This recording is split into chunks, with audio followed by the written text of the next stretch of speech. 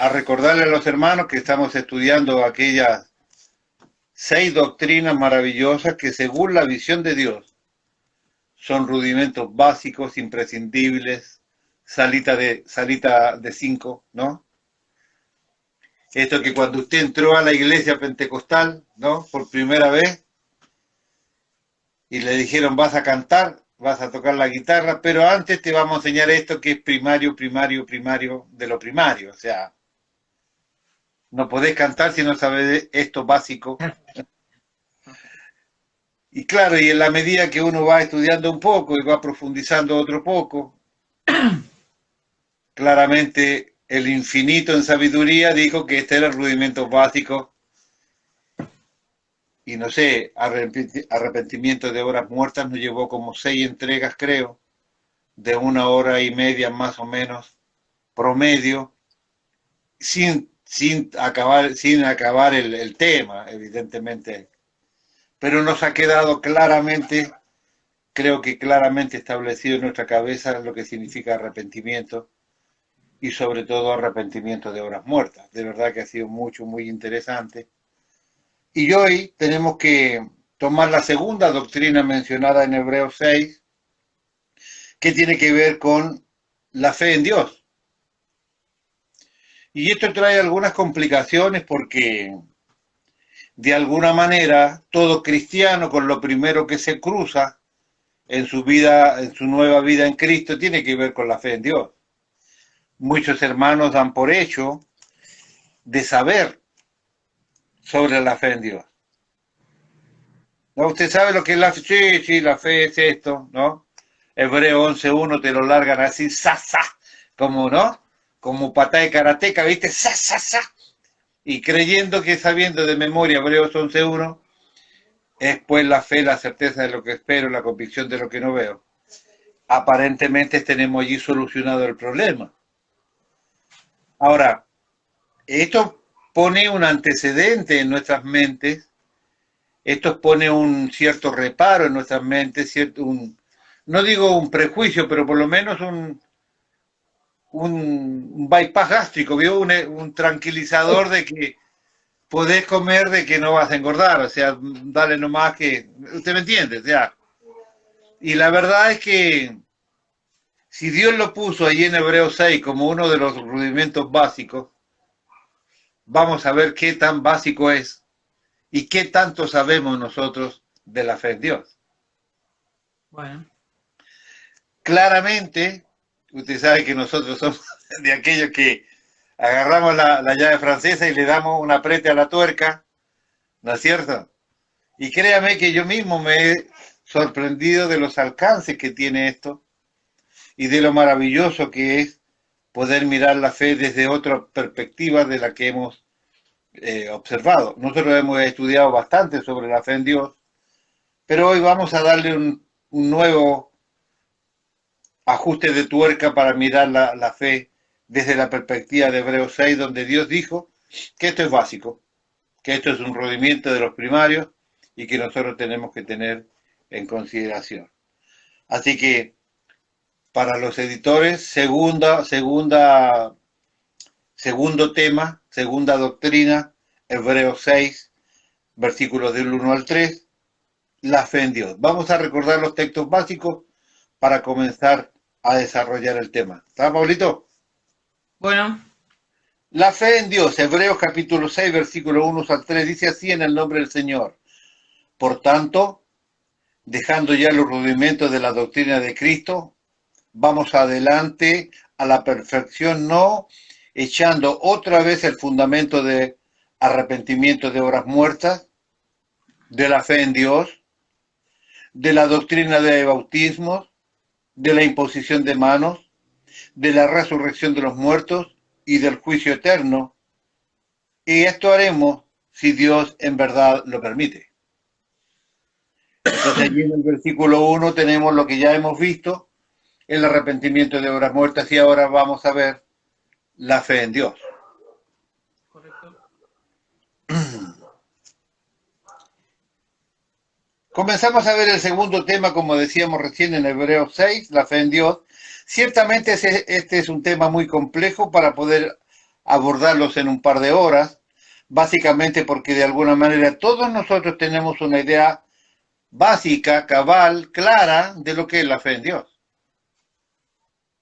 Probablemente es uno de los temas que más se conversa en la iglesia, que más se conversa en las casas, que más atención uno le ha puesto, porque hay una serie de versículos que nos obligan a pensar en esto, ¿no es cierto?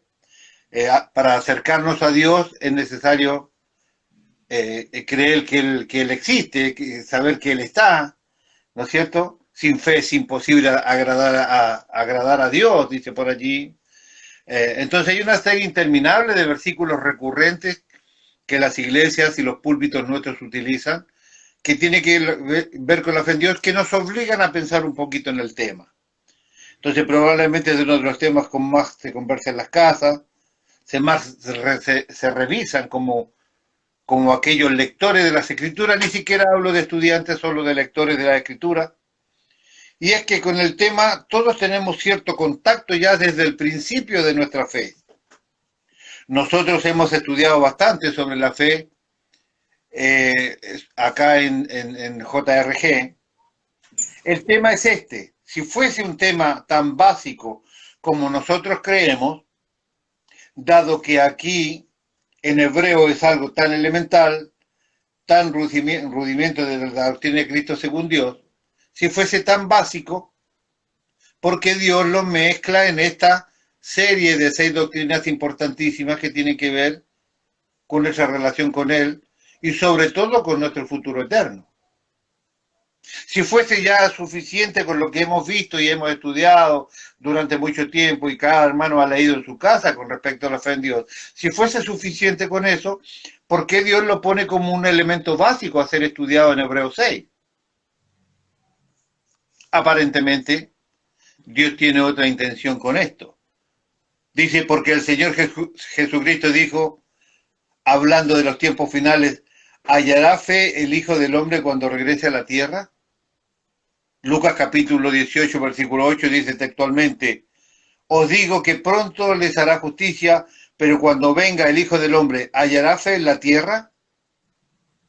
San Agustín hizo un comentario interesante que yo tengo aquí. Dice, el Señor dice esto refiriéndose a la fe perfecta.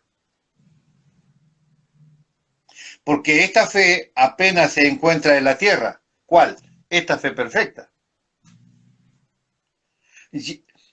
Llena está de fieles la iglesia de Dios, decía San Agustín. ¿Quién vendría si no hubiera fe? No vendría nadie. O sea, de hecho hay cierta fe porque él dice que está llena de fieles la iglesia de Cristo, y lo cual es muy cierto. Cada uno que va a la iglesia algo de fe tiene, porque por algo está allí, de lo contrario no habría nadie en la iglesia. ¿Quién vendría si no tuviera fe? ¿Quién no trasladaría los montes si la fe fuera perfecta? San Agustín nos daba las dos perspectivas. Claro, hay fe, porque la gente está en la iglesia. Pero resulta que la Biblia dice que si tuviésemos fe como un grano de mostaza, ya hemos estudiado el grano de mostaza, de Occidente es absolutamente diferente al de Oriente. El de Oriente es tan pequeño que si usted tuviera 10 de ellos en su ojo, usted no lo percibiría. Así de pequeño es ese grano de mostaza que la Biblia identifica. Ahora dice, si tuviésemos fe como uno solo de esos, trasladaríamos los montes a la mar.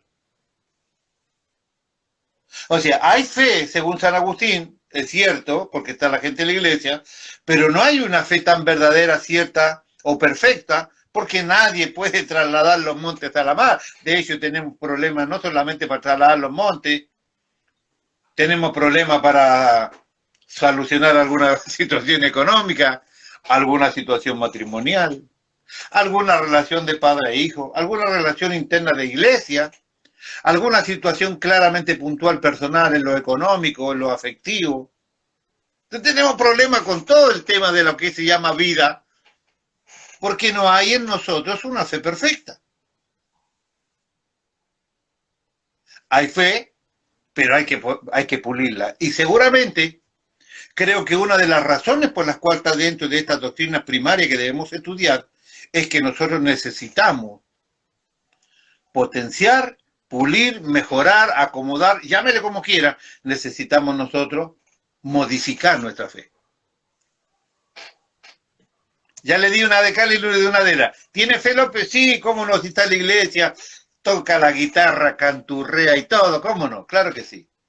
Pero ¿puede trasladar los montes? Entonces hay que pulir la fe. No solamente la suya, la de todo Jesús Rey de Gloria, donde me incluyo. ¿Está bien? Me va viendo por dentro del llevo, ¿no? Le tomé la mano y ya lo empecé por este sendero complicado que a veces sube, que a veces baja, ¿no? ¿Está bien? Vamos a ver. Continuamos. Sí. ¿Quién vendría si no hubiese fe? Nadie. ¿Y quién no trasladaría los montes si la fe fuera perfecta? Todos si fuera perfecta. Haríamos, miren, nos pelearíamos para trasladar los montes del lugar. San Agustín seguía diciendo, esto lo añade el Señor para dar a conocer que si la falta de fe, que sí, repito, esto lo añade el Señor para dar a conocer que si la falta de la fe falta, la oración es inútil. El Señor dice que si la fe falta, su oración es inútil. O sea, si usted no tiene fe, verdadera fe, no ore porque es inútil. Ahora le explico por qué. Esto lo añade el Señor para dar a conocer que si la fe falta, la oración es inútil. Por tanto, cuando oremos, creamos y oremos para que la fe no falte. Porque si usted no ora para que la fe no falte, la oración que hace es inútil. ¿Para qué ora? Debemos orar por fe. Ahora, ya se lo he enseñado por, no sé, 20 años. ¿Crece la fe? No, la fe no crece. A usted le han dado 2 litros de fe, a los que le 2 litros, a los que le gusta más el líquido que los sólidos. A otros le han dado 2 kilos, a otros le han dado 2 paquetes, a otros le han dado 2 cigarrillos, como quiera, 2 de fe para cada uno. La fe no crece, lo que nosotros crecemos es en madurez, en relación con Dios, en el conocimiento de la palabra, y todo esto hace que la fe nuestra sea más activa, más real, más perfecta. ¿Está bien? Por tanto, cuando oremos, creamos y oremos para que la fe no falte. La fe produce la oración y la oración produce a la vez la firmeza de la fe. O sea, la oración y la fe están absolutamente entrelazadas. Ahora, ¿por qué a veces oramos y oramos y oramos y las cosas no cambian? ¿Y por qué a veces declaramos los versículos de memoria que hablan de la fe y la situación no remedia? Si es que es algo tan elemental y tan básico, ¿por qué vez tras vez en los evangelios vemos que Jesús recrimina a los discípulos y les decía que había falta de fe? No hablaba de falta de entendimiento, no hablaba de falta de valentía, no hablaba falta de compromiso, hablaba falta de fe. Jesús les recriminaba a sus discípulos que tenían falta de fe. Este es uno de los temas que dentro del ministerio de Jesús, cuando estaba caminando con sus discípulos, cambiando tantas estructuras que estos hombres tenían porque venían del judaísmo, él cuestiona y pone el dedo en el punto exacto precisamente en la falta de fe. Jesús hacía esto con sus discípulos. La falta de fe está directamente relacionada con la incredulidad de las personas. poniendo en duda la palabra de Dios. Si usted tiene falta de fe, hay una incredulidad, y siempre esa incredulidad está direccionada a poner en duda la palabra de Dios.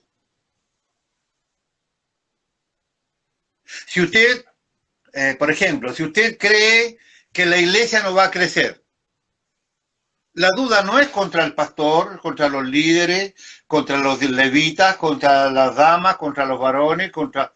No, su duda es contra la iglesia, contra la palabra de Dios. Jesús prometió en su palabra que la obra que Él ha comenzado en nosotros la terminará. Cuando usted cree que esa obra no crecerá, usted está poniendo en duda la palabra de Dios.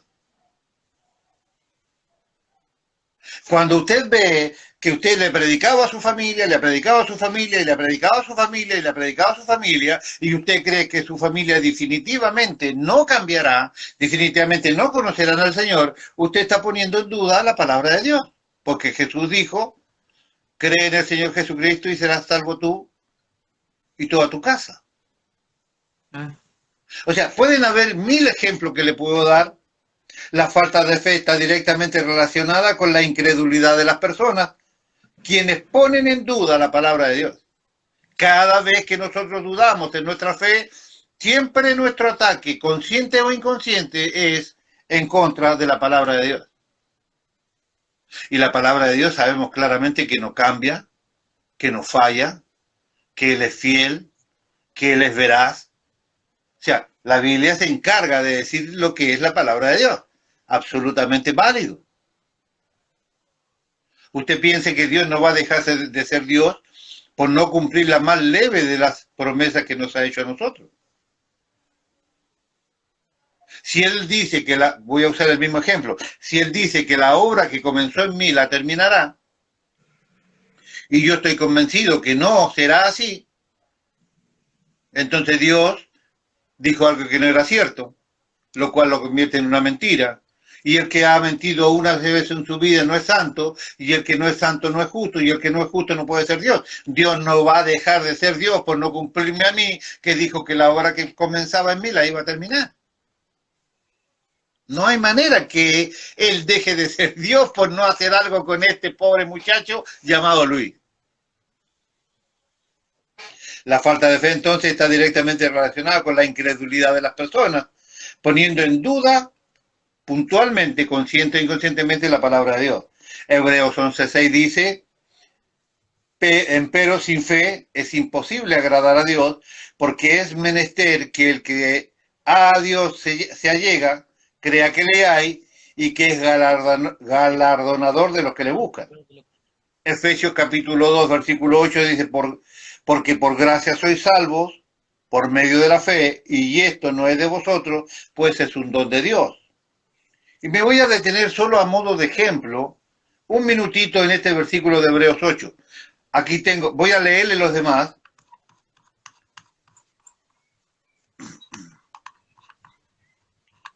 Romanos capítulo 10, versículo 10, porque con el corazón se cree para justicia, mas con la boca se confiesa para salvación. Otro versículo dice, ya le voy a repetir, pastora, yo otro le voy a decir. Otro versículo dice, Juan 5, 24, de cierto os digo, que el que oye mi palabra y cree al que me ha enviado, tiene vida eterna, y no vendrá a condenación, mas ha pasado de muerte a vida. Tito 1:16, profesan conocer a Dios, mas con los hechos lo niegan, siendo abominables y rebeldes, reprobados para toda buena obra. Romanos 6:4, porque somos sepultados juntamente con Él a muerte por el bautismo, para que como Cristo resucitó de los muertos para la gloria del Padre, así también nosotros andemos en novedad de vida. Cada uno de estos versículos que acabo de leer certifica claramente lo que yo le dije a continuación, o recientemente, perdón. La fe está directamente relacionada con la incredulidad de las personas, poniendo en duda, consciente o inconscientemente, la palabra de Dios. Efesios 2:8, porque por gracia sois salvos por medio de la fe, Esto no de vosotros, pues es un don de Dios. La voluntad de Dios siempre ha sido hacernos el bien. A veces nos cuesta creer esto. Pero la voluntad de Dios siempre ha sido hacernos el bien. La Biblia dice claramente que los pensamientos de Dios para nosotros son de bien y no de mal. Y yo le he dicho hasta el recontracansancio, desde que él pensó en usted, López, nunca ha habido un segundo de la existencia, un segundo del tiempo de Dios, un segundo de que usted nació hasta el día de hoy y hasta el día que usted esté en la presencia del Señor, un segundo donde él no haya pensado en usted. Nosotros no pensamos así. Nosotros no nos damos cuenta que estamos relacionados con un papá que es eterno, infinito en sabiduría, infinito en conocimiento, es infinito en presencia, infinito en autoridad, infinito en todos sus atributos. Y él conoce todas las cosas perfectamente, todas juntas. O sea, él nunca ha dejado de pensar en nosotros. La voluntad de Dios siempre ha sido hacernos el bien. Esto lo ha hecho en Jesús. Vamos conociendo cada día más este maravilloso, eterno, complejo, pero maravilloso y definitivamente maravilloso plan de redención que Cristo Jesús llevó adelante, lo cual cada día nos sorprendemos estudiando su palabra. Cada nuevo creyente, ponga, esto es, piense usted, López, que alguna vez usted fue un nuevo creyente. Hoy es un viejo creyente, ¿no? Viejo en el sentido de que, ¿no?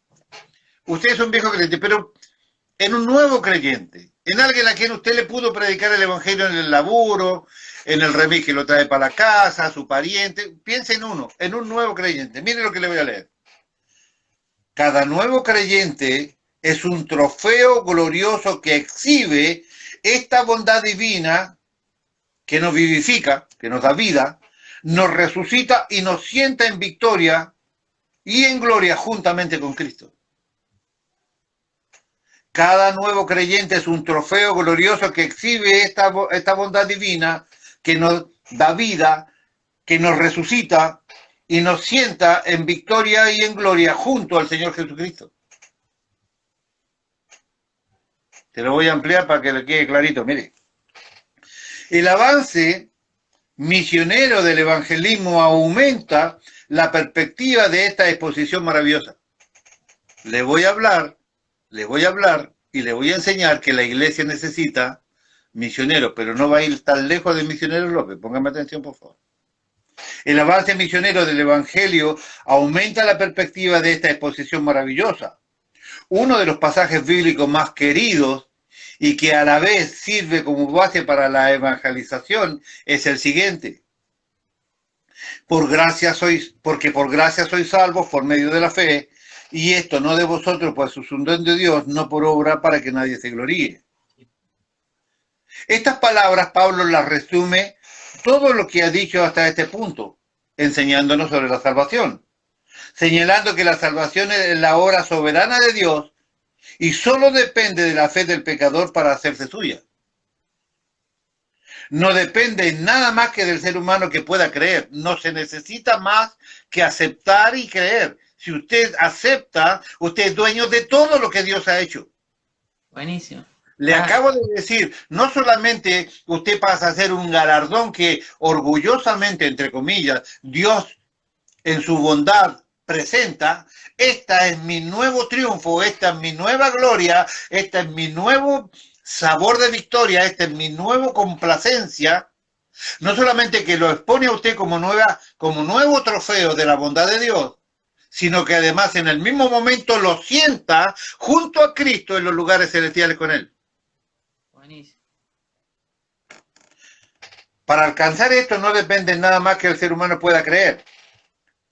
Mowley llama a este pasaje una gran fórmula de la bendición.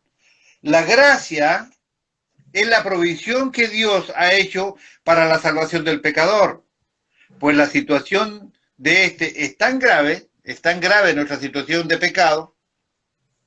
La fe, y nada más que la fe, es lo que le corresponde al pecador como respuesta a la gracia de Dios. Si usted entiende mínimamente La gracia de Dios, lo único que usted le puede dar como respuesta a eso es la fe. No es, básicamente o inicialmente no es la obediencia, básicamente no es cantar, no es leer la Biblia, no es orar, no, simplemente es responder en fe. Dios me amó, gracias Señor, creo esto, listo, es lo que Dios espera. Buenísimo. La fe y nada más que la fe, lo que corresponde al pecador como respuesta a la gracia de Dios, pues es la única condición que Dios acepta. Que usted vaya en fe a Él, nada más. No quiere que haga nada, no quiere que diga nada, no quiere que baile, no quiere que cante, no quiere que toque, no quiere nada. Él quiere que usted se presente allí en fe. Señor, creo en ti y en tu sacrificio. Punto. Con eso, usted se convierte en la nueva estrella de esa maravillosa bondad de Dios que lo exhibe como parte importantísimo de su reino, pero además lo toma y lo sienta junto a Cristo en los lugares celestiales con él. Solo cuando usted dijo, creo en ti, Señor. La gracia es la fuente divina de la salvación y la fe es el medio por el cual esto se efectúa. 4 palabras destaca aquí el apóstol Pablo en el versículo 8. Gracia, salvo, fe y don. Por gracia, la palabra griega caris, ¿no es cierto? Entendemos la voluntad, la merced, el beneplácito, el favor, la bondad amorosa de Dios, mientras que fe en el griego es pistis, es aquella confianza que crea esta gracia. La gracia de Dios crea esta confianza. Y esta confianza, que es esta palabra pistis, esta fe crea esta relación de gracia. Gracia y fe, fe y gracia es el complemento para poder decirle al Señor, acepto tu gracia, yo creo en ti. Con eso usted se hace dueño de todo lo que Dios ha preparado para usted.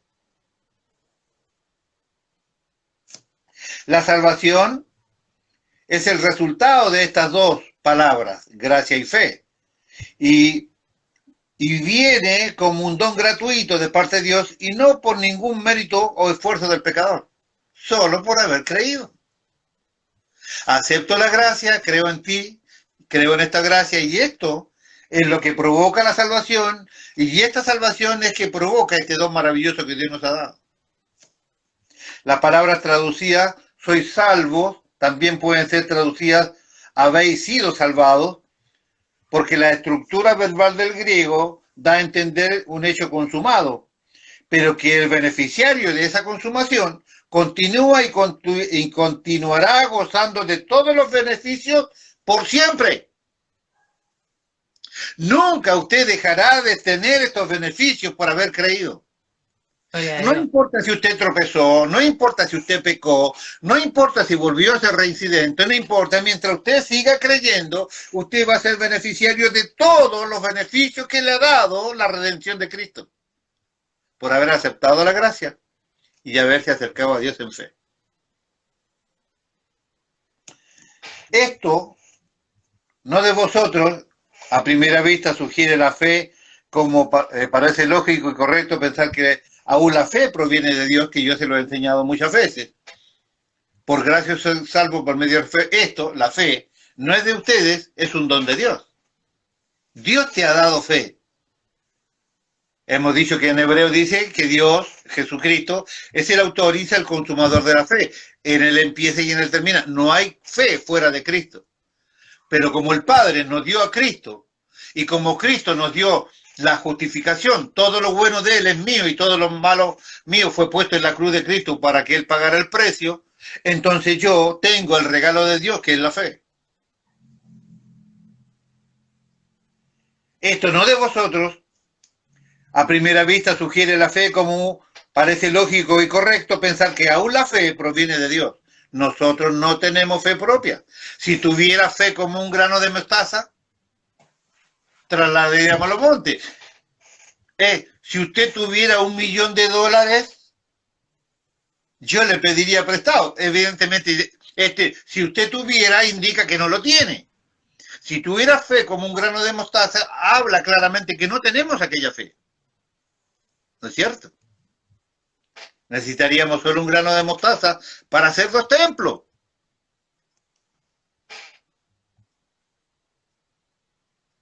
Necesitaría yo un grano de mostaza para que Jesús, Rey de Gloria, haga esta parte. ¡Un vuelco! Voy en búsqueda de este grano de mostaza, créame. Continúo mejor. La mayoría de los comentarios concluyen sugiriendo que esto, ¿no? Esto no es de vosotros, sino un don de Dios, también se refiere a toda la obra salvadora de Cristo, salvos por gracia por medio de la fe, como un don gratuito y general. No es solamente te doy la fe, al darte la fe te doy la salvación. Porque con esta fe que yo te doy, te acercas a la gracia, estas 2 palabras juntan la salvación y provoca esta constante y maravilloso efecto dominó de bendiciones que gozaremos por siempre. Nunca perderemos los derechos que Dios nos ha dado cuando nos acercamos a Él por fe. Pablo añade, no por obras para que nadie se gloríe, la obra salvadora de Dios, dada la condición desesperante del predicador, no deja lugar para la jactancia en el orgullo de nadie. Nada. Nosotros no podemos aportar nada, ni estamos en condiciones de decir, nada, yo no me acerqué a Dios porque ahora le voy a mostrar qué es lo que hizo Dios con usted para traerlo a Cristo. ¿Te va a sorprender, López? Continúo. Enfáticamente el apóstol ha repetido, y esto no de vosotros, y no por obras, para demostrar que la salvación no viene como resultado de un esfuerzo ni mérito humano. Solo hay que creer, tener fe, confiar en Dios para poder gozar de la salvación de Cristo. Creer. Romanos capítulo 10, versículo 10 dice, porque con el corazón se cree para justicia, mas con la boca se confiesa para salvación.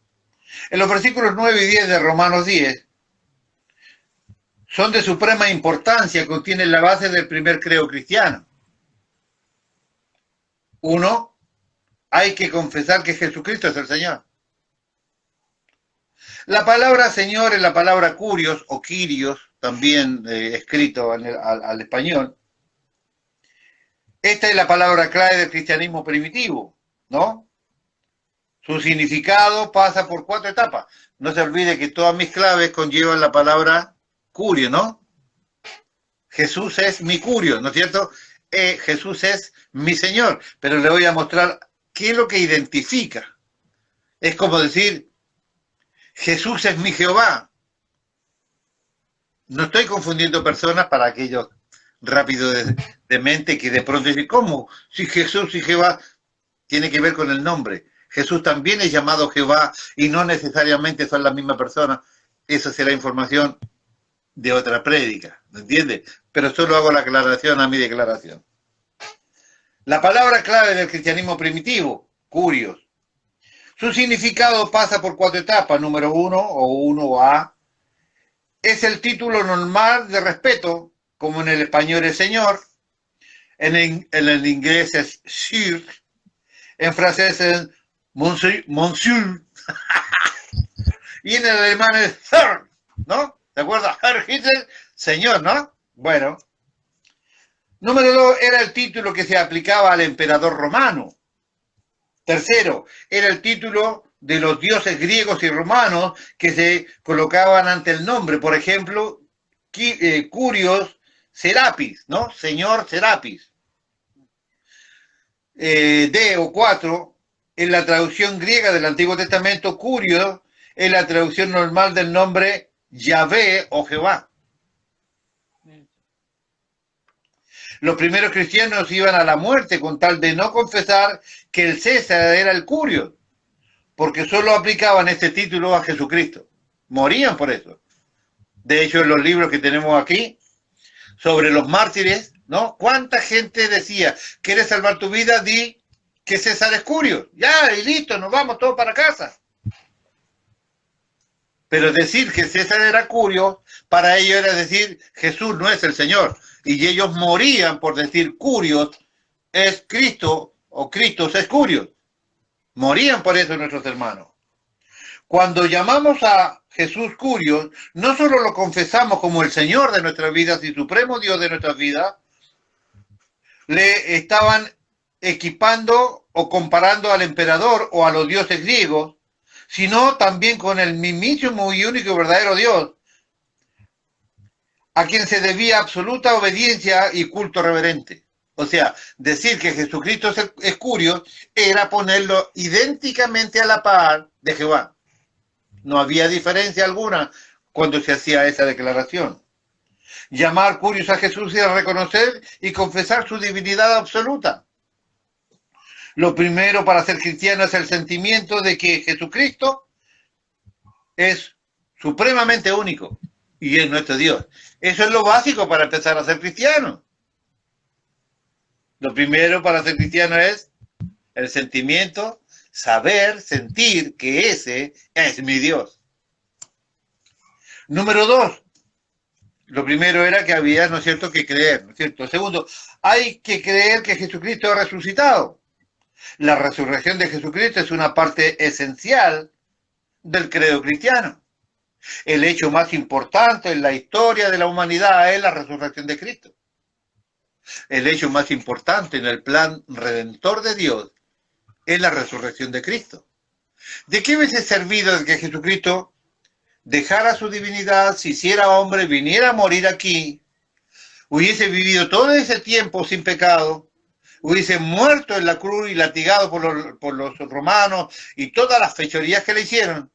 ¿De qué hubiese servido si él hubiese muerto y nunca hubiera resucitado? Nada de lo que se hizo sería válido. Todo hubiese sido inútil. El evento más importante en la historia de lo que hace al hombre y lo que hace a Dios tiene que ver con la resurrección de Cristo. Es importantísimo que nosotros tengamos en cuenta esto. Número 1, entonces, era hay que confesar que Jesucristo es el Señor. Número 2, hay que creer y confesar que Jesucristo ha resucitado. El cristiano cree no solamente que Cristo vivió, sino que también vive. Sí, vivió. No, hermano, vive porque resucitó al tercer día. No solo debe saber de Cristo, sino conocerle también personalmente. No alcanza con escuchar, como tantas veces yo le he dicho. Usted tiene que conocerle personalmente. Tiene que tener una relación con él. Él tiene que confiar en usted y usted sabe que puede confiar en él. No solo debe saber de Cristo, sino debe conocerle personalmente. No se limita a estudiar un personaje histórico, por muy grande que sea, sino que vive con esa presencia real todos los días. No solo debe saber de Cristo que Él es mártir, sino también que Cristo es vencedor. ¿No es cierto? Hoy sí, ¿cuánto sufrió el Señor? Sí, todo lo que quiere y es verdad. Sufrió hoy por nosotros. Pero Él venció la muerte. Amén. Él venció la muerte, Él venció el pecado, Él venció al mundo, Él venció a los romanos, Él venció a todo el mundo. Hay por allí un cantante cristiano que dice que Jesús nunca ha perdido una batalla, ¿no? Amén, amén. No ha perdido nunca una batalla. Ser cristiano entonces es creer y confesar, como se dice en muchísimas declaraciones de fe evangelística. Creemos y testificamos de que Jesucristo es el Señor. Creer supone testificar ante los demás. Porque ¿de qué sirve, López? Usted sabe de evangelismo, ¿no es cierto? No, yo creo que Jesucristo es el Señor. Le digo a mi esposa todos los días, Jesucristo es el Señor. Jesucristo resucitó, pero nadie más escuchó de mi boca nunca de que Jesucristo ha resucitado y es el Señor. ¿De qué sirve? Debo confesar con mi boca a los demás que Jesucristo es el Señor y que ha resucitado. El creer supone testificar ante los demás. No es suficiente que Dios sepa de qué parte está usted. Dios sabe que usted está del lado bueno, López. Ahora, hace falta que también los otros sepan de qué lado está usted. Sí. Que no Dios se confundan. sabe que está de este lado. Bueno, que los otros sepan que usted está de este lado también. Muy bien. A un judío le resultaba difícil creer que el acceso a Dios no era por medio de la ley. Estuve leyendo hoy sobre la ley. Aquellos que creen que los judíos eran irresponsables, o aquellos que creen que meterse con la ley era un juego y que simplemente ellos creían así nomás, hermano. Era tan difícil vivir por la ley. Era imposible de realizar, pero también tenía que haber un gran compromiso de lo que usted hacía. Era terrible vivir por la ley. Cuando los fariseos y los judíos vivían por la ley, hablaba de un tremendo compromiso y un tremendo respeto hacia la palabra de Dios. Vio que nosotros nos metieron, los fariseos son así, y nosotros creemos que eran los peores del planeta, que eran los tipos más desordenados, hipócritas. Eran realmente gente comprometida con su fe a tal punto de morir por ello. Claro, nunca se les prendió la lamparita de que el Mesías era Cristo, y ese es su problema. Pero esto no resta la seriedad que ellos tenían para la obediencia a la ley. Claramente, ya vamos a estudiar en algún momento, estudiando sobre partes que tienen que ver con la ejecución de la ley. Tremendo, hermano. Usted tenía un enfermo, tenía que dejar preparado el día anterior al sábado, que ese enfermo no se complicara, porque ni por el enfermo usted podía hacer nada al día siguiente si es que se le complicaba el enfermo el día sábado.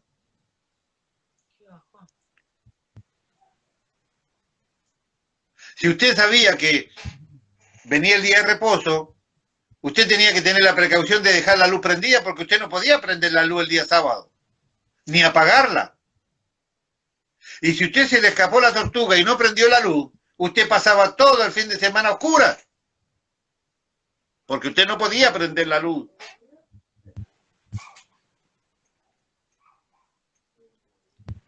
Mire, los detalles que vi hoy en la ley me sorprenden. Usted no podía tener usted no podía hacer un bocadillo el día viernes que pesara más de 2 bocadillos juntos, porque si usted pesaba más de 2 bocadillos juntos, usted infringía la ley. Nosotros que le echamos fideos hasta que cuando los fideos chorrean para el lado fuera de la mesa. Comer de más era romper la ley también, o sea. Sí, señor. De hecho, la Biblia habla de la glotonería, créame que tiene que ver con la ley de Dios. No junte para mañana, amigo, porque ¿para qué quieres mañana si mañana te van a volver a dar? Y si juntas de más, porque glotonería, se te va a podrir y se les podría el maná. Sí, sí. Para un judío le resultaba difícil creer que el acceso a Dios no era por medio de la ley. Este camino de la confianza y de la aceptación era algo revolucionario e increíble para ellos. Además, les resultaría sumamente difícil creer que en el acceso a Dios estaba abierto para todo el mundo. Usted sabe que los judíos hasta el día de hoy dicen, somos nosotros los únicos. Todos ustedes son, de hecho, todos ustedes son unos perros. Ese es el concepto que tienen los judíos para los gentiles. Somos todos perros, ¿verdad? Entonces, además le resulta sumamente difícil creer que el acceso a Dios estaba abierto para cualquier persona.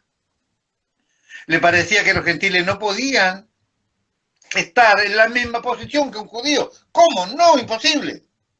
Nosotros somos el pueblo escogido. Así que Pablo concluye su argumento citando 2 pasajes del Antiguo Testamento como la última demostración. Cita en primer lugar Isaías 28:16. Nadie que crea en él será defraudado. No se dice nada de la ley. Todo está basado en la fe allí. Y en segundo lugar cita a Joel 2:32. Todo el que invocar el nombre del Señor será salvo. No habla de la ley, allí está hablando de fe. No hay limitación aquí. La promesa es para todos. Por tanto, no hay diferencia entre judíos y gentiles. La esencia, este pasaje es una apelación a los judíos para que abandonen el camino del legalismo y acepten el de la gracia. Es una apelación para que reconozcan que su celo está descarriado y que para que presten atención a los profetas que declararon hace mucho tiempo que la fe es el único camino de acceso a Dios y que está abierto para todo aquel que se acerca en fe.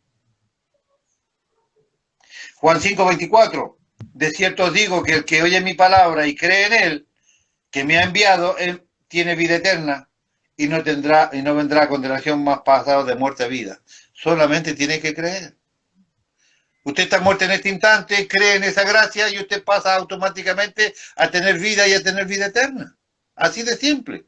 Para un judío esto era la locura, impensado, absolutamente inaceptable. Tito 1:16, profesan conocer a Dios, mas con los hechos lo niegan, siendo abominables y rebeldes, reprobados para toda buena obra. Habla también allí de los judíos, entre otras tantas cosas.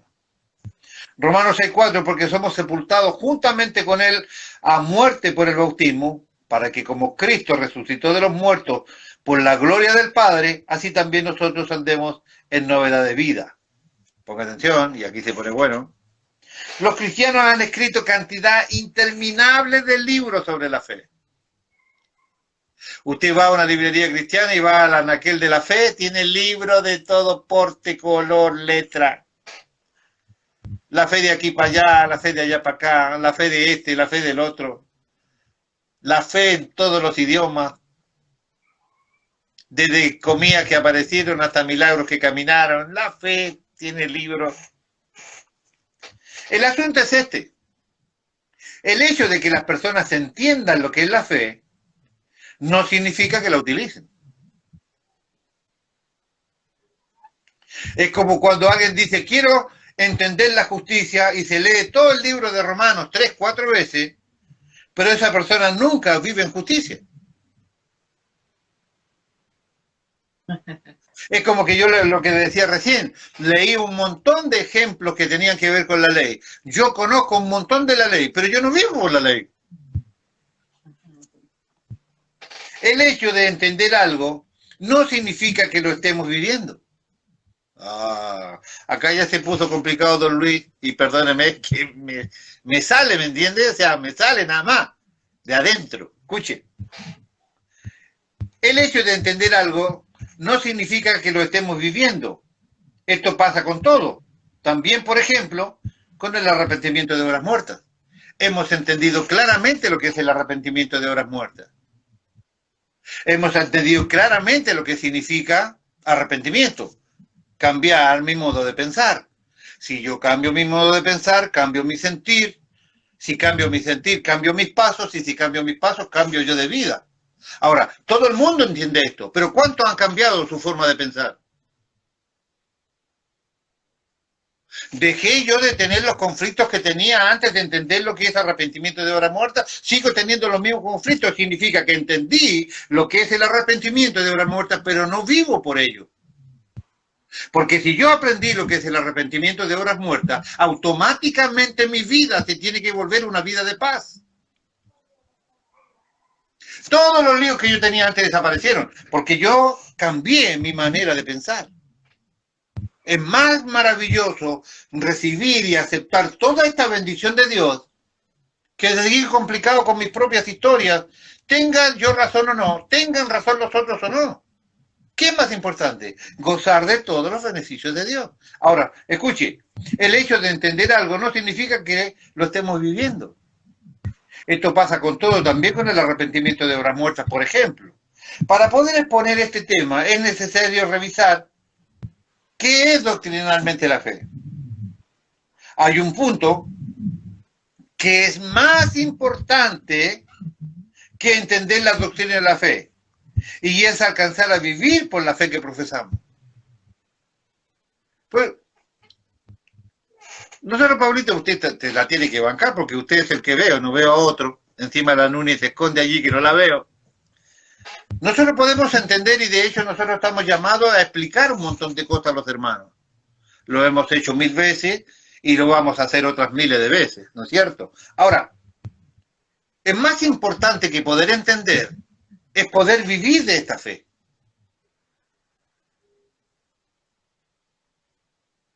Hay un punto que es más importante que entender la doctrina de la fe y es alcanzar a vivir por aquella fe que profesamos.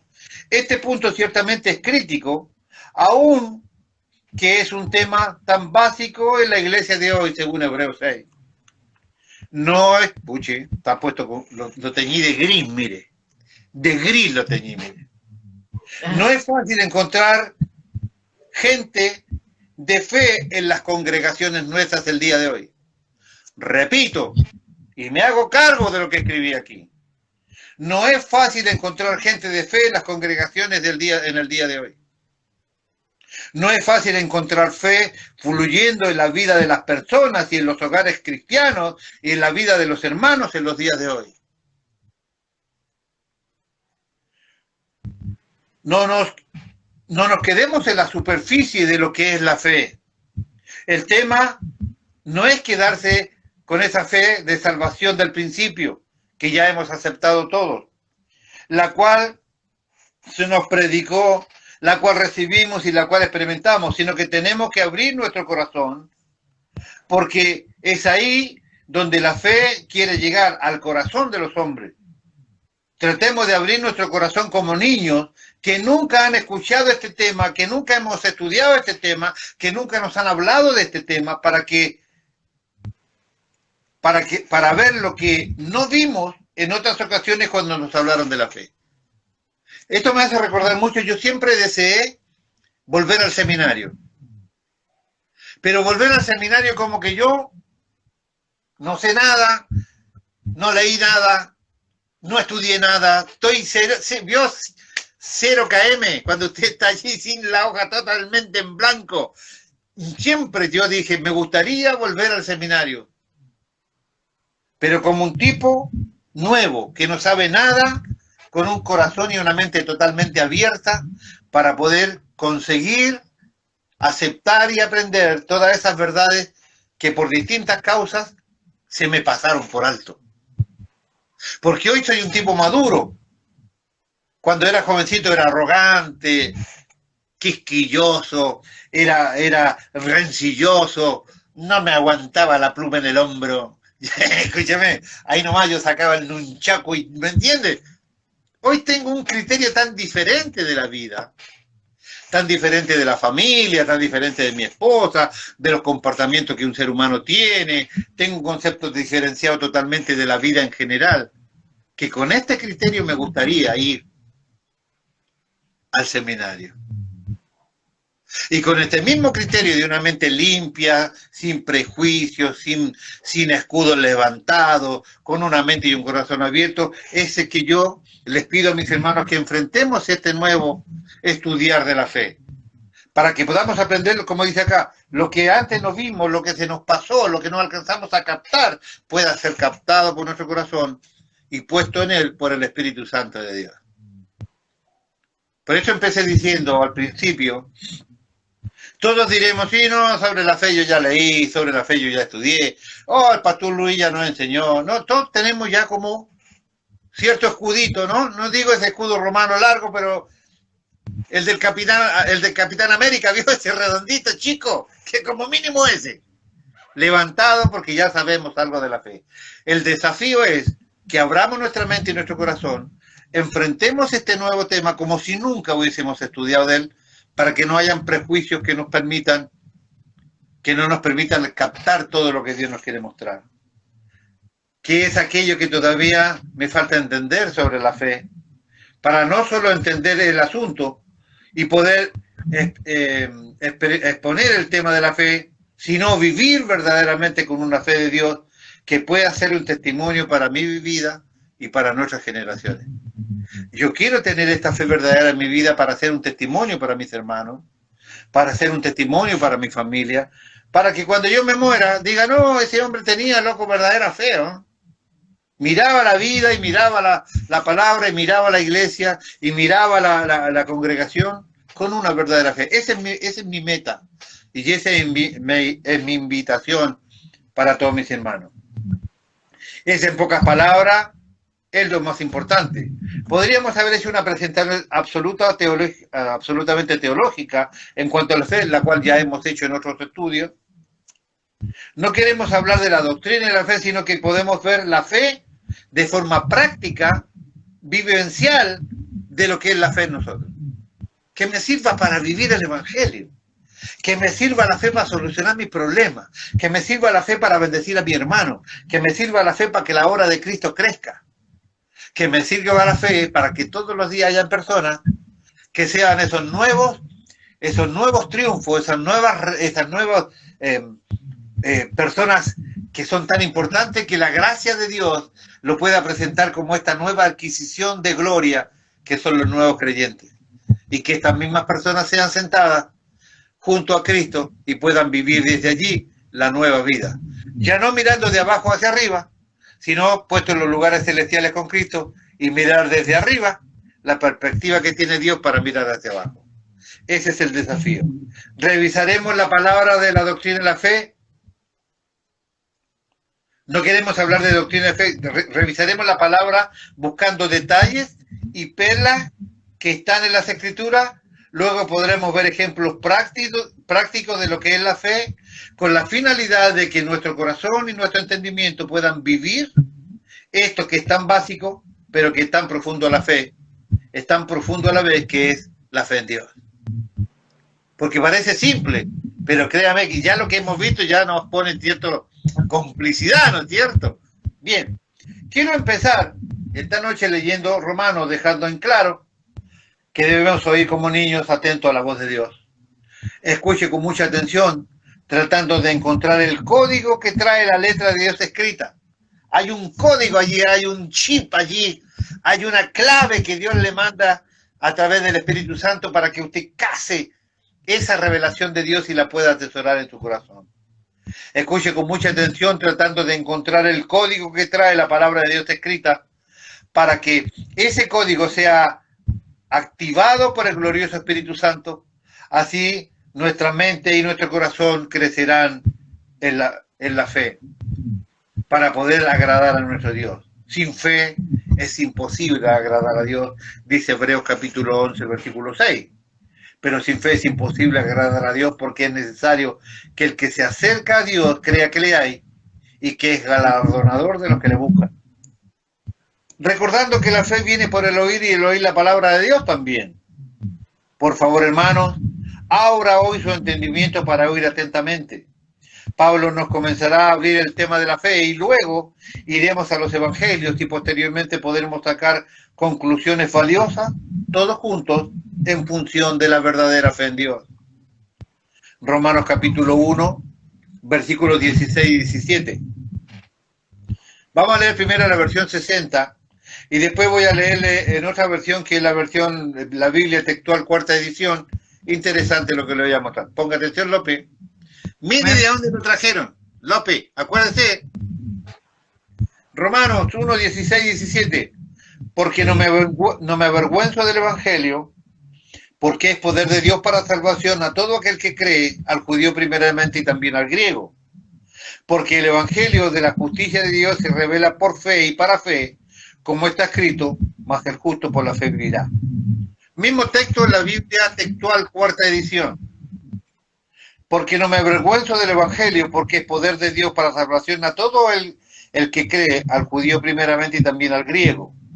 Porque en él es revelada una justicia de Dios de fe en fe, como está escrito, el justo por la fe vivirá. Probablemente esta es una de las presentaciones más espectaculares respecto al concepto de la fe. Pablo va a hablar en el libro romano, va a abrir nuestro entendimiento y nuestra comprensión con respecto a la justicia de Dios, pero es imposible siquiera, porque es imposible siquiera que vislumbremos lo que es la justicia de Dios sin entender primero la fe. No podremos entender la justicia de Dios si no entendemos la fe. El Romano 1.17 dice, porque en él es revelada una justicia de Dios de fe en fe, como está escrito, el justo por la fe vivirá. El Evangelio es para todos los seres humanos. Lo podemos ver en la segunda parte del versículo 16.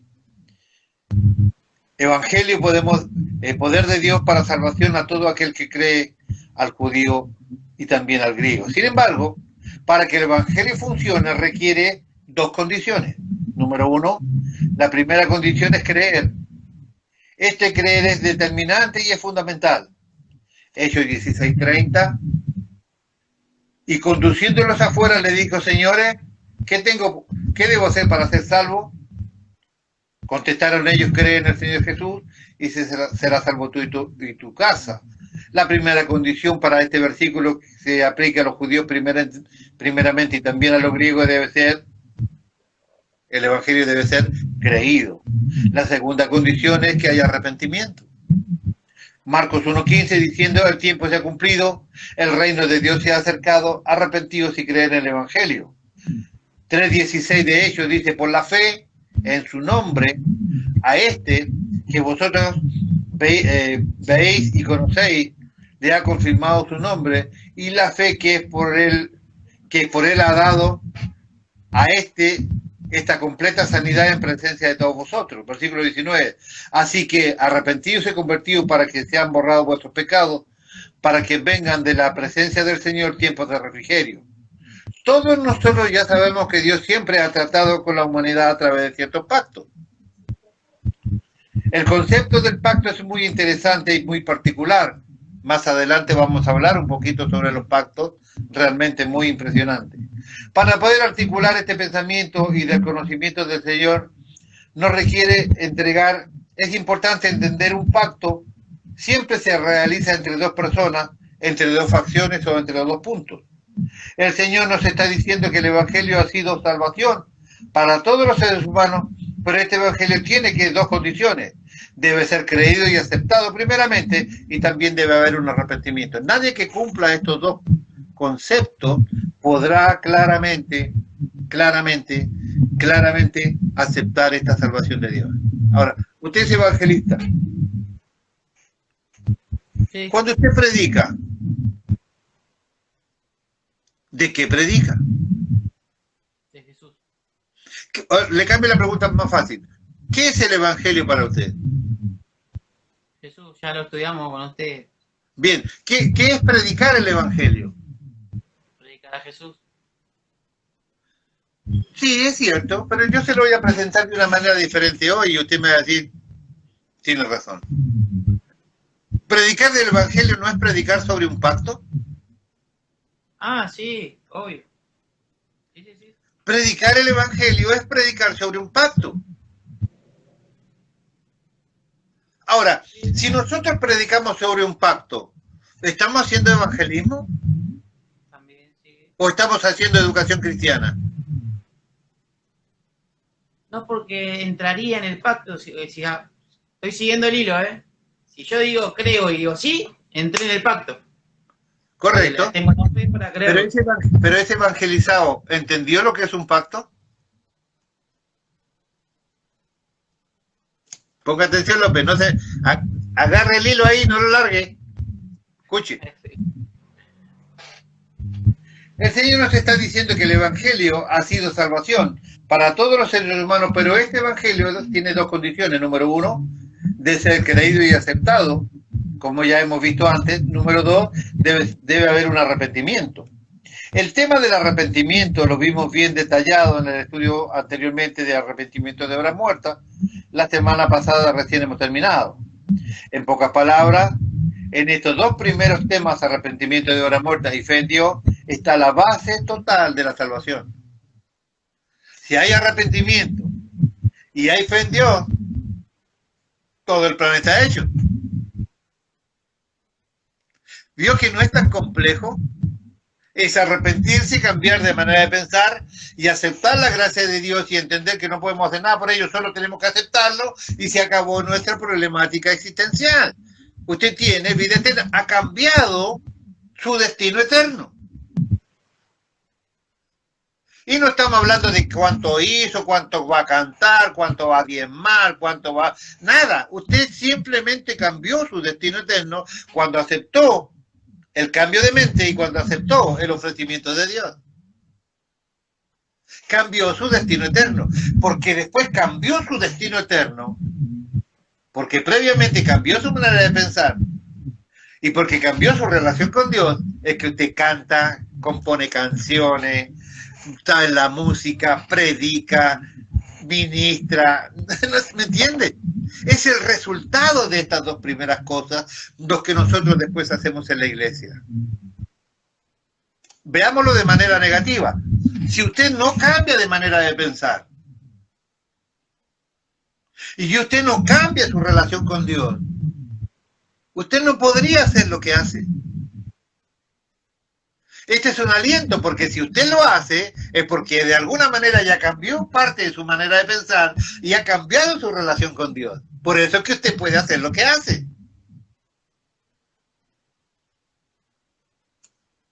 ¿Está muy complicado, López? No, sí, ¿Vamos bien? Bien. Vamos bien. En pocas palabras, entonces, estos dos primeros temas, arrepentimiento de obras muertas y fe en Dios, está la base de la verdadera salvación. Muchísimas veces nosotros hemos visto en la iglesia levantándose su obra bajo la plataforma del evangelismo.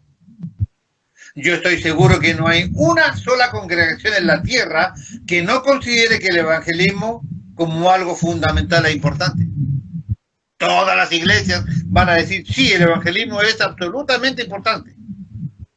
El asunto es que mucho de lo que se hace bajo el nombre de evangelismo no corresponde al evangelismo.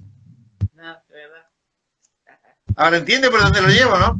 ¿Por qué? Pregunta. ¿Por qué? Respuesta. Porque básicamente el predicar el evangelio de Jesucristo es exponer un pacto. Y un pacto, como le dije al principio, es algo que se hace entre dos personas, entre dos facciones, entre dos puntos. Un pacto es un compromiso. Si la persona que quiere aceptar el evangelio no acepta la idea de cambiar su manera de pensar, que es arrepentimiento, y no quiere aceptar la gracia de Dios, que es el ofrecimiento, este pacto no se puede llevar a cabo. Y si ese pacto no se puede llevar a cabo, Dios sigue su camino y el perdido sigue su camino. El evangelio de Jesucristo es un pacto presentado a la persona, pero la persona tiene que estar dispuesta a aceptar ese pacto con Dios.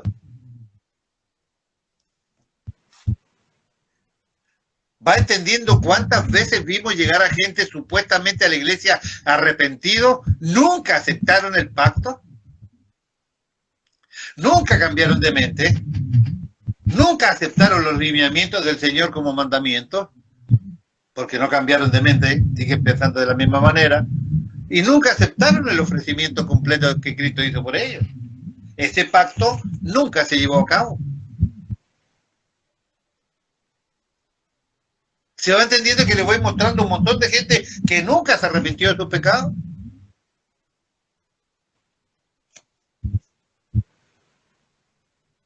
El asunto es que mucho de lo que se hace bajo el nombre de evangelismo no corresponde al evangelismo. ¿Por qué? Porque básicamente el predicar el evangelio de Jesucristo es exponer un pacto.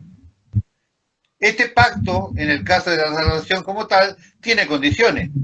Y tiene dos condiciones esenciales. Número uno, la persona realmente debe arrepentirse. Hemos visto todo el estudio anterior, hasta la semana pasada, donde revisamos lo profundo y lo amplio que es el tema del arrepentimiento. Usted ya aprendió que no es simplemente repetir una oración hecha por otra persona. Repita conmigo. Renuncio a todo aquel, ¿no?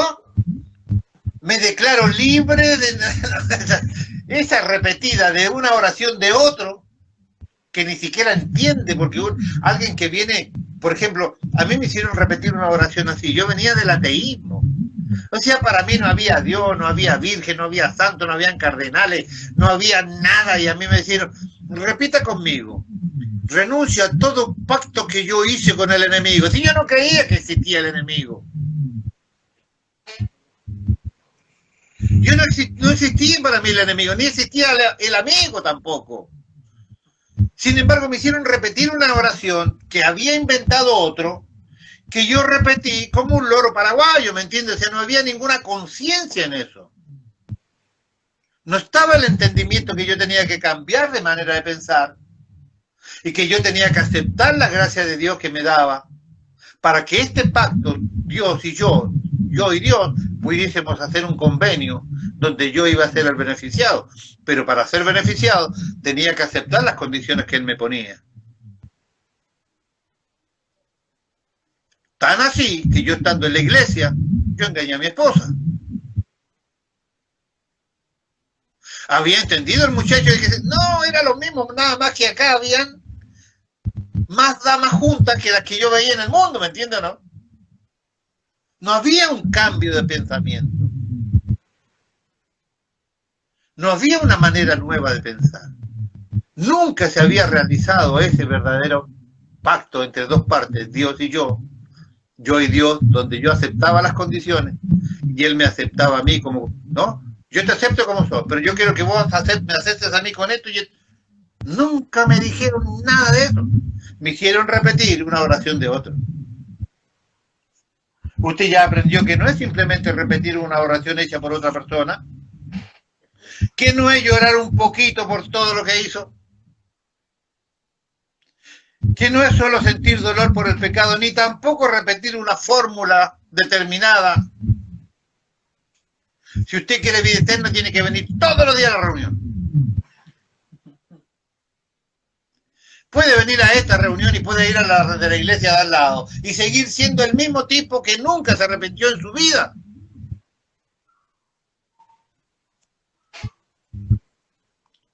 Hemos aprendido que arrepentimiento es mucho más que todo esto junto. También vimos que la gente más importante en el arrepentimiento es Dios y no nosotros. Todo este plan lo ha orquestado, lo ha llevado adelante y lo ha ejecutado nuestro Dios. Nosotros simplemente somos los beneficiarios de semejante amor y de semejante bendición. Es Dios quien ejerce el arrepentimiento.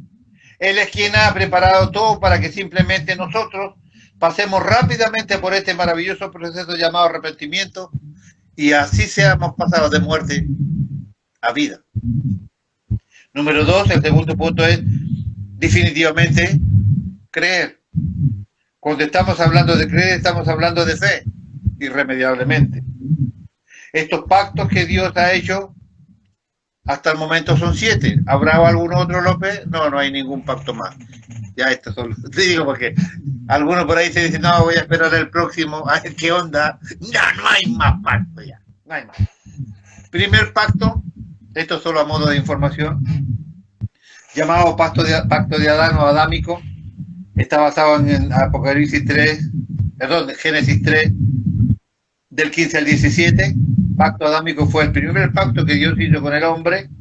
Fue un pacto condicional con Adán, en el cual la vida y la bendición o la muerte y la maldición dependían de la fidelidad de Adán hacia Dios. Ya sabemos lo que pasó, así nos va, ¿no? Me acuerdo de Adán y me acuerdo de la señora de Adán,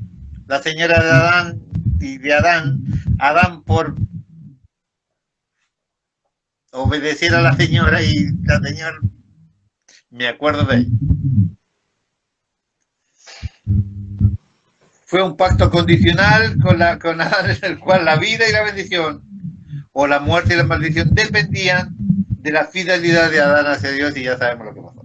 El segundo pacto fue el pacto de Noé, Génesis 9 del 12 al 16. Este pacto fue hecho con Noé y sus hijos, y mientras que repite algunos de los rasgos del primer pacto, introdujo algunos principios nuevos de gobierno humano como como medio para frenar el pecado. Después vino el tercer pacto, el pacto de abrahámico o de Abraham, Génesis 17 del 1 al 8. Allí hubo un cambio de nombre. Primero se llamaba Abram, el muchacho, cuando vivía allá en Ur de los Caldeos, y el cual significaba que era grande en cuanto a su nombre, o sea, en cuanto al linaje. Después Dios le puso Abraham, que significa padre de multitudes. El término El Shaddai en el antiguo nombre divino de la época patriarcal. Después vino el cuarto pacto, el pacto mosaico o sinaítico, o el pacto de Moisés también, Éxodo 34, del día al 27. El pacto de Moisés fue dado a través de Moisés para los hijos de Israel mientras estaban viajando desde Egipto hasta la tierra prometida, según Éxodo 20 del 1 al 18. Después el quinto pacto fue el pacto judaico. El pacto judaico, también llamado pacto palestino, es un pacto que muestra la fidelidad de Dios a la nación que Él escogió para dar a conocer su nombre y su poderío entre las naciones de la tierra. Deuteronomio 30, del 1 al 10, Ezequiel 39, 25 al 29, y Amós 9, 14, entre otras tantas versículos, que son solo información. Después vino el número 6, el pacto davídico, ¿no? Según Samuel 7, del 8 al 16, en la promesa del pacto davídico hecho entre Dios y David. Él amplía y confirma las promesas de la descendencia ya que les había hecho a Abraham y a Moisés. Y después el pacto número 7, el nuevo pacto o pacto de gracia, Jeremías 31, 31 al 34, el último de los grandes pactos concertados por Dios en el nuevo pacto, llamado también el pacto de la gracia, donde por supuesto está basado todo el sacrificio maravilloso de Cristo en nuestro favor. Todos estos pactos tienen como base dos elementos importantes. Número uno, que la persona realmente se arrepienta. Y número dos, el segundo es definitivamente que crea. Todos los pactos fueron basados en esto. Adán, tienes que obedecer. No obedeció. Noé, que se arrepientan los muchachos, no se arrepintieron. Que crean, no creyeron. Después vino la promesa de... Observe todos los pactos basados en estos dos términos, arrepentirse y creer, ninguno de ellos dio resultado. El último dio resultado porque Cristo Jesús vino a morir por nosotros. De lo contrario, estaríamos como al principio. También vemos que estos pactos, que el quien toma la iniciativa y marca la agenda para nosotros siempre es Dios.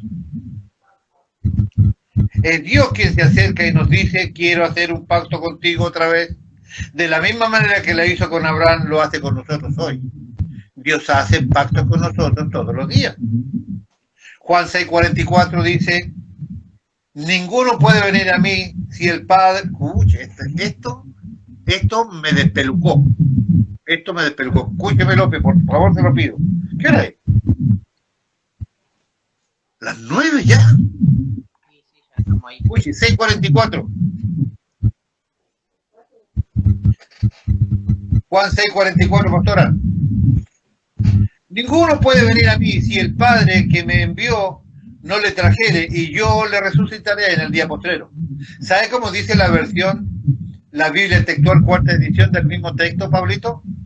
Ninguno puede venir a mí si el Padre que me envió no lo arrastra hacia el Hijo. Ninguno puede venir a mí si el Padre que me envió no lo arrastra hacia el Hijo, y yo le resucitaré en el día postrero. 65. Y dijo, por eso os he dicho que ninguno puede venir a mí si no le fuese dado por el Padre. ¿Se da cuenta, hermano? ¿Se da cuenta, Pablito? Que hasta para poder acercarse a Jesucristo, dice la versión textual, es necesario que el Padre nos arrastre hasta Él. No hay manera que usted pueda ir solo a Él. Dios te arrastra hacia Cristo. Yo pensé, ¿por qué usa el texto en el original, te arrastra? Porque me acordé del Salmo 40, que dice que nosotros estábamos en el medio de la mugre. Dice que se inclinó a nosotros. Eso significa que se metió allí y me arrastró del medio del pecado, me arrastró del medio del barro para llevarme a Cristo. Usted no puede sacar a un chancho del medio del barro diciéndole, cuchi, que no va a venir el chancho, ¿me entiende? Porque el chancho está en su mundo, está en su chanchería, ¿me entiende? Tiene que meterse el Señor allí. Y como vio que el barro es pegajoso, el pecado es pegajoso, porque usted, dígame, ¿no cuesta salir del pecado? Pucha, si cuesta salir del pecado. Entonces el Señor nos tiene que decirte, Luisito, no, tuvo que arrastrarme de la mugre el Señor para salir de ahí. Me tuvo que arrastrar, sacarme de los piojos, ¿me entiendes, no? Se da cuenta, hermano, que hasta para poder acercarse a Jesucristo, dice la versión textual, que es necesario que el Padre nos arrastre hacia el Hijo. Ninguna persona puede pararse frente a Dios y decir, yo vine a Dios, gloria. No, ninguno. Nadie fue a Dios. Dios te arrastró de la mugre. Todos fuimos sacados de eso. Nadie se puede presentar delante del Señor y decir, yo vine a ti. No, mentira. Dios te trajo, Dios te arrastró del medio del muladar para que nosotros pudiésemos acercarnos a Él. No tuvo problemas con el pecado, ni con la mugre, ni con lo que habíamos hecho. Él odió todos los olores, lo que teníamos encima. Nada le preocupó. Nos sacó de allí, nos limpió con la sangre de Cristo y nos vistió de vestidura blanca y de lino fino. Todo lo ha hecho Él y todo lo ha preparado Él. Solo tenemos que tener dos condiciones para ello. Arrepentirnos, cambio de mente, creer en lo que Cristo hizo para nosotros. Literalmente el Señor nos atrajo hacia Él. Él nos llevó hacia su Hijo. Es por eso que es tan importante reformularnos nuestros conceptos de arrepentimiento. Le hemos puesto tanto peso a este trabajo en el nombre del arrepentimiento de una manera tan poco sólida que hoy el arrepentimiento no tiene una composición sólida ni clara espiritualmente hablando en la iglesia. Hoy arrepentimiento es lloriquear un poco. Hoy arrepentimiento es venir a la iglesia. No importa si usted sigue haciendo la misma cochinada de la casa. A veces creemos que por poner 2 monedas en el alfolí estamos teniendo arrepentimiento. Arrepentimiento es otra cosa y lo hemos estudiado durante un montón de días y un montón de horas. Es por eso que es tan importante que reformulemos nuestro concepto de arrepentimiento. Le hemos puesto tanto peso en el trabajo del hombre en el arrepentimiento de una manera tan poco sólida que hoy el arrepentimiento no tiene una composición sólida ni clara espiritualmente hablando de la iglesia. El arrepentimiento se ha diluido. Arrepentimiento es otra cosa. Arrepentimiento que yo estaba enojado con usted y se me pasó un poco el enojo. No, eso no es arrepentimiento. Eso no es arrepentimiento. Eso es remordimiento. Pero si no hay un arrepentimiento, yo me volveré a enojar con usted. Pongo de ejemplo, por supuesto, ¿no es cierto? Entonces, el arrepentimiento está tan diluido en la iglesia de hoy que necesitamos reformularnos qué es lo que es el arrepentimiento, qué es lo que es la fe en Dios. Nos pasa exactamente lo mismo con la fe. Si nosotros pensamos que fe es simplemente creer en Dios, vamos a ver que tiene que articularse algunos procesos más y más profundamente en lo interno para que sea realmente genuino lo que nosotros creemos. ¿Por qué? Porque en base al arrepentimiento y a la fe, la gente va de muerte a vida. Si no le ponemos el énfasis, Pablito, a lo que es verdadero arrepentimiento y a lo que es verdaderamente fe en Dios, la gente no pasa de muerte a vida. No pasa del infierno al cielo, sigue en camino al infierno, Pablito. Es por eso que tenemos que ser enfáticos y literal en esto. La gente literalmente cambia su destino eterno porque cumple con estos dos procesos en este pacto que Dios ha propuesto llamado Evangelio. Necesitamos nosotros entender, necesitamos clarificar el concepto de arrepentimiento y necesitamos clarificar el concepto de lo que es fe en Dios. Fe en Dios no es venir a la iglesia. Fe en Dios es descansar en su persona, es descansar en su promesa, es conocer su palabra, sabiendo que Él nunca falla, nunca llega tarde, nunca te abandona, nunca ha pensado mal en ti. Y a veces yo me pongo a pensar en nuestra iglesia, le hemos dado importancia a las escrituras y aún así tenemos un montón de problemas. ¿Cómo viven aquellos hermanos donde los pastores, y esto no lo pongo al Señor Jesucristo de testigo, que no lo digo desde el punto de vista de la crítica, no solamente de la ejecución del ministerio, de la liturgia que se lleva en la iglesia? ¿Qué esperanza tienen aquellos hermanos que nunca le han enseñado sobre arrepentimiento? Que nunca le han enseñado cómo se cambia de mente, que nunca le han enseñado que hay una verdadera fe en Dios que nosotros tenemos que ejercitar para que Dios nos haga este pacto llamado Evangelio. ¿Cómo cambiarán ellos de vida si nadie les enseña cómo? ¿Cómo cambiaremos nuestras iglesias? ¿Cómo podremos disfrutar de la gracia, de la benevolencia, del don de Dios. ¿Cómo los hermanos van a saber que cuando se arrepintieron verdaderamente fueron puestos sentados al lado de Cristo en los lugares celestiales? No solo, junto a Cristo, al lado de Cristo, para siempre. Si nosotros, conociendo un poco las Escrituras, tenemos dificultades con esto, ¿cuánto más aquellos hermanos que no han tenido nunca la bendición o la posibilidad de estudiar un poco sobre estos temas? ¿Se da cuenta, Pablito, por qué el escritor de Hebreos dijo que estos eran rudimentos básicos que la gente debe entender y que Dios los considera elementales para la fe? Yo debo darle gracias a Dios por la visión ministerial que nos ha dado. No somos mejores que nadie, siempre lo digo y lo digo con todo mi corazón. No es la mejor de nuestras iglesias. Somos distintos porque hacemos cosas diferentes y nos hemos dedicado a cosas diferentes. Esto no nos hace mejores que nadie. Pero sí estamos abocados a aquellas cosas que creemos. Palabra de Dios, lugar al Espíritu Santo. Queremos esta mezcla perfecta entre pentecostalismo y estudio de la palabra. Queremos este equilibrio santo, maravilloso que Cristo tiene. Cristo enseñaba la palabra y también cantaba. Cristo enseñaba la palabra y también reconvenía a aquellos que estaban en pecado. Cristo predicaba la palabra y bendecía a aquellos que fueron encontrados en el pleno acto del adulterio, por ejemplo. Cristo tenía el equilibrio perfecto. Enseñaba la palabra y cantaba, enseñaba la palabra y se reía, jugaba con sus discípulos, le ponía apodo a los discípulos. No es pecado reír. La iglesia evangélica está convencida que es tremendamente pecador el que ríe o hace una broma.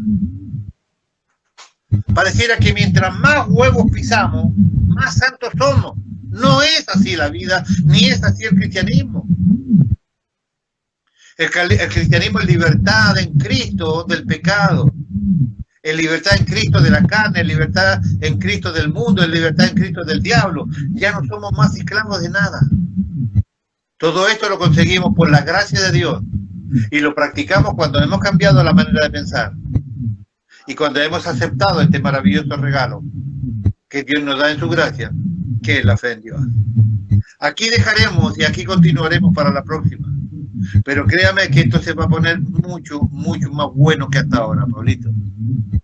Así que anote, sáquele punta al lápiz, revea el video, tome conciencia, porque esto literalmente es pasar de muerte a vida, de ir camino al infierno, ir camino al cielo, de ser hijo del diablo para ser hijo de Dios, de que el diablo sea tu Señor a que Cristo sea tu Señor. Esto es literalmente el cambio. Arrepentimiento, fe en Dios, para que el Evangelio, que es un pacto maravilloso, lo podamos vivir junto a nuestro Dios.